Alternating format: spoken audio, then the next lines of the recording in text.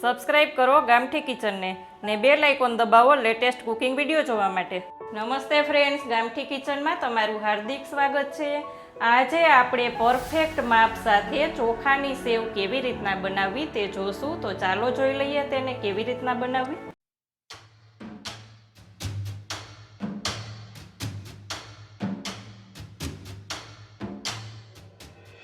ચોખાના લોટની સેવ બનાવવા માટે અહીંયા 500 ગ્રામ ચોખાનો લોટ લીધો છે।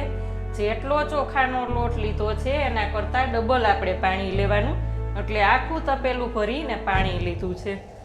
હવે નિમક અને પાપડીઓ ખારો એનું માપ કેવી રીતના કરવું તો તે તમને બતાવી દઉં। તો પાણીમાં આપણે 1 ગ્લાસનું માપ કરી લેવાનું, ગમે તે રેગ્યુલર ગ્લાસ હોય તે ગ્લાસનું માપ પાણીમાં કરી લેવાનું। 1 ગ્લાસ બરાબર 1 ચમચી ભરીને મીઠું લેવાનું અને ચમચી એવી રીતના ભરવાની કે આમ કરી લેવાનું, એટલે ચમચીનું માપ પરફેક્ટ આવે। એવી જ રીતના આમાં મેં 4 ગ્લાસ પાણી જોયું છે, તો 4 ચમચી મીઠું અને 4 ચમચી પાપડીઓ ખારો, પાપડિયા ખારાનું પણ તેમ જ માપ કરી લેવાનું। પછી કોઈ પણ ચમચી હોય તમારી પાસે ગોળ લાંબી, પણ માપ એનું એકદમ પરફેક્ટ થશે, નહીં ખારી થાય કે નહીં સેવ મોડી બને। એટલે આપણે હવે આને ગરમ પાણી થવા મૂકી દેશું।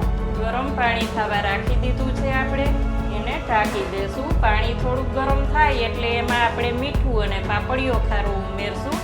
જો તમારે જીરું થોડું ક્રશ કરીને ઉમેરવું હોય અને મરચાંની પેસ્ટ કરીને ઉમેરવી હોય તો તે પણ કરી શકો છો, પણ અહીંયા હું ફક્ત ખાલી ખારો અને મીઠું 2 જ વસ્તુ નાખવાની છું। પાણી થોડું ગરમ થઈ જાય એટલે એમાં આપણે મીઠું અને પાપડીઓ ખારો 2 ઉમેરી દેશું અને અધખુલ્લું ઢાંકી દેશું, કારણ કે પૂરેપૂરું ઢાંકશું તો પાણી ઉભરાઈને બહાર આવશે ખારાને હિસાબે, એટલે આપણે અધખુલ્લું ઢાંકશું અને હવે એને થોડીક વાર ઉકળવા દેશું। આપણું પાણી જ્યાં સુધીમાં ઉકળે છે ત્યાં સુધીમાં આપણે આ સેવ બનાવવાનો સંચો લીધો છે તેને તેલથી ગ્રીસ કરી લેશું અને અહીંયા મોટા હોલવાળી જારી લીધી છે તેને પણ આપણે તેલથી ગ્રીસ કરી લેશું।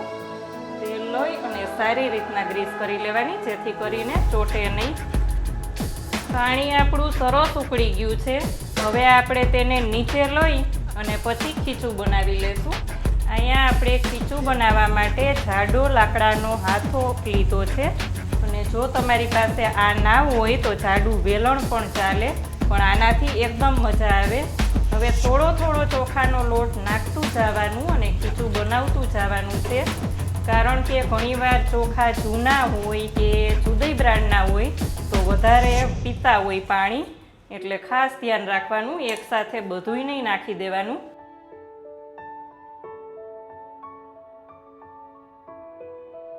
અહીંયા આપણે પાણી અને લોટનું માપ એકદમ પરફેક્ટ હતું, તમે જોઈ શકો છો। આપણો લોટ બિલકુલ વૈધો નથી અને માપે બન્યું છે। ઘણીવાર ચોખા એવા હોય તો વધઘટ થતું હોય ને ઘણીવાર જાજુ ખીચું બનાવવાનું હોય તો સાઈડમાં કોઈ હોય તેને તપેલું પકડવાનું કહી દેવાનું, એટલે એકદમ સરસ ખીચું હલાવાઈ જશે। હવે સરસ ખીચું આપણું તૈયાર છે, આપણે સંચામાં ભરી દેશું। સંચામાં આપણે ખીચું ભરી દીધું છે, હવે તેને કેવી રીતના પાડવું તે જોઈ લઈ। ધીમે ધીમે ફેરવતું જવાનું અને બહુ ઉપરા ઉપરી ના આવે એવી રીતના ગોળ બનાવી લેવાના, જેથી કરીને તળવાની મજા આવે। આને હું પંખા નીચે જ સૂકવી દઈશ અને પંખા નીચે સુકાઈ જાય પછી જ થોડીક વાર તડકો આપશું। 2 થી 3 કલાક તડકામાં રાખશું એટલે ખૂબ જ સરસ થઈ જશે, એકદમ ફૂલીને મસ્ત બનશે।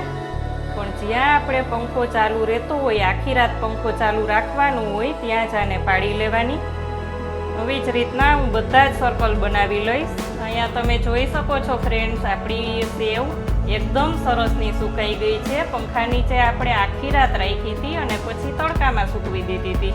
હવે આને તળીને બતાવીશ। અહીંયા તળવા માટે મેં તેલ મૂકી દીધું છે પહેલેથી, અને તેલ એમ તો થોડુંક વધારે આવવા દેવાનું, જેથી કરીને તેલ અંદર ચડે નહીં, પીએ નહીં આપણી ડુંગળીમાં।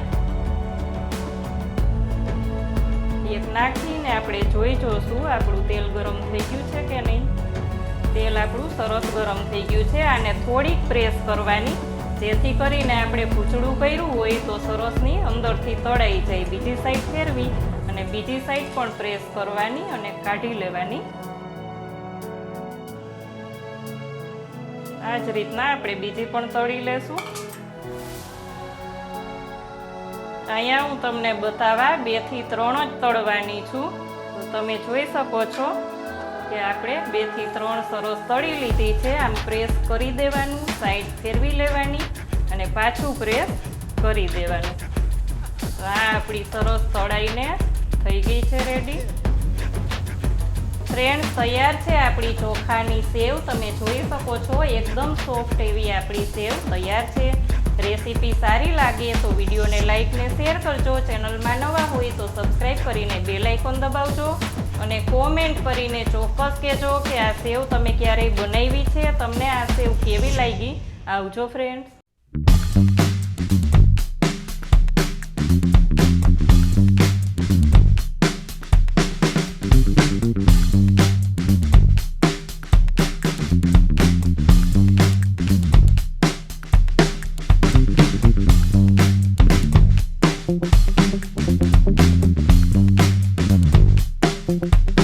Thank you.